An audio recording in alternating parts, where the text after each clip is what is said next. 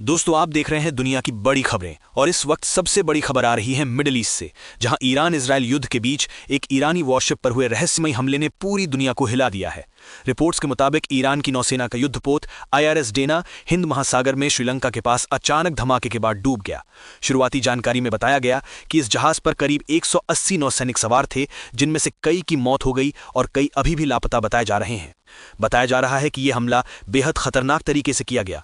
एक अमेरिकी परमाणु पनडुब्बी ने टॉर्पीडो दागकर इस जहाज को निशाना बनाया, जिसके बाद कुछ ही मिनटों में पूरा युद्धपोत समुद्र में समा गया। सबसे चौंकाने वाली बात यह है कि यह हमला ऐसे समय में हुआ जब यह जहाज एक अंतर्राष्ट्रीय नौसैनिक अभ्यास से लौट रहा था, यानी उस वक्त जहाज युद्ध के मिशन पर नहीं था। इसी वजह से इस हमले को लेकर दुनिया भर में सवाल उठने लगे हैं। दुनिया में क्यों मचा हड़कंप? विशेषज्ञों का कहना है कि यह घटना सिर्फ एक जहाज के डूबने की कहानी नहीं है, बल्कि यह संकेत है कि ईरान इजराइल संघर्ष अब मिडिल ईस्ट से बाहर फैल सकता है, क्योंकि यह हमला हिंद महासागर में हुआ, जो दुनिया के सबसे अहम समुद्री व्यापार मार्गों में से एक है। अगर यहां तनाव बढ़ता है तो तेल और व्यापार दोनों पर असर पड़ सकता है।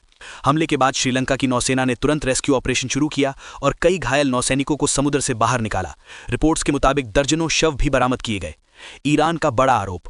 इस घटना के बाद ईरान ने इसे समुद्र में किया गया अत्याचार बताया है और अमेरिका पर सीधा आरोप लगाया है कि यह हमला अंतर्राष्ट्रीय कानून का उल्लंघन है। ईरान के अधिकारियों ने कहा कि अगर इस तरह के हमले जारी रहे तो इसका जवाब भी दिया जाएगा। क्या यह युद्ध और बढ़ेगा?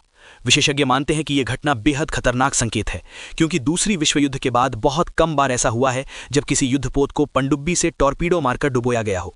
अगर ईरान इस हमले का जवाब देता है तो मिडिल ईस्ट में पहले से चल रहा संघर्ष और भी बड़ा रूप ले सकता है।